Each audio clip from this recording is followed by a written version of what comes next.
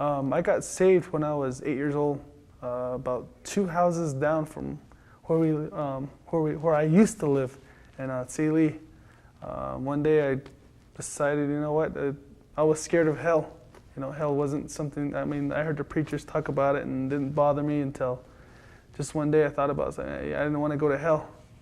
So I asked my mom about it and I approached her. She was in the bathroom, she was doing her hair and, you know, fixing herself up nice, I guess, for church or something. I don't remember specifically, but yeah, she told me, she gave me the plan of salvation. She said, you know, you need to get saved or else you go to hell. And I said, okay. And, you know, I'm 8 years old and I'm like freaking out because, you know, it's like, I don't want to go to hell. So I started crying.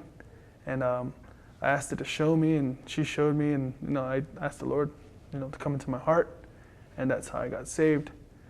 I went to a secular school, Saley Public School. That's probably about, I don't know, 50 yards from our home. So, you know, I grew up like that. But, you know, through that whole entire period, I was going to church, being faithful, you know, and going to church, you know.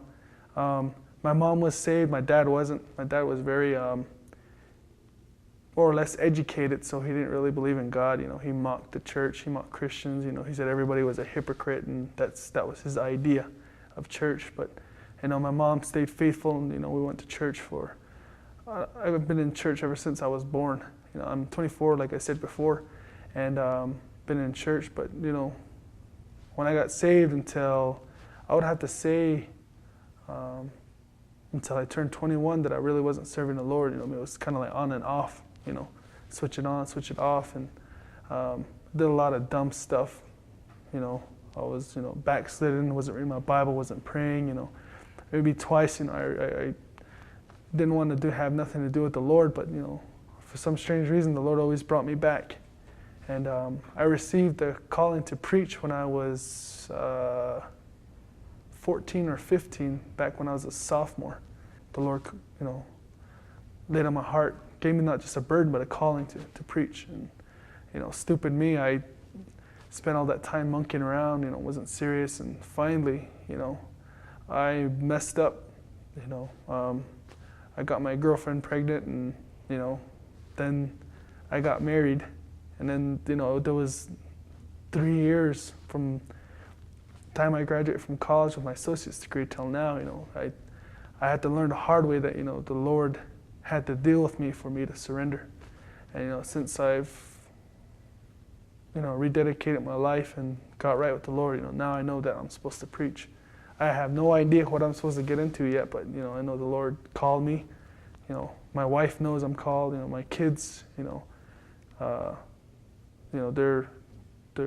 I'm trying to do my best to raise them up right.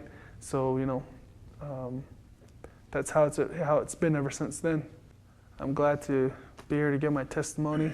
I know it's kind of, for me, it's kind of freaky, but it doesn't bother me that, you know, maybe there's somebody out there who's been in the same boat that can be an encouragement to, or, you know, have them realize that, you know, even though you mess up, you know, the Lord still can use you. I mean, look at, you know, Paul, who wrote almost 2/3 of the Bible. You know, he persecuted Christians, had Christians executed, but the Lord still used them. And sure enough, he became probably the best missionary that the world has ever seen. So that's my testimony, and thank you.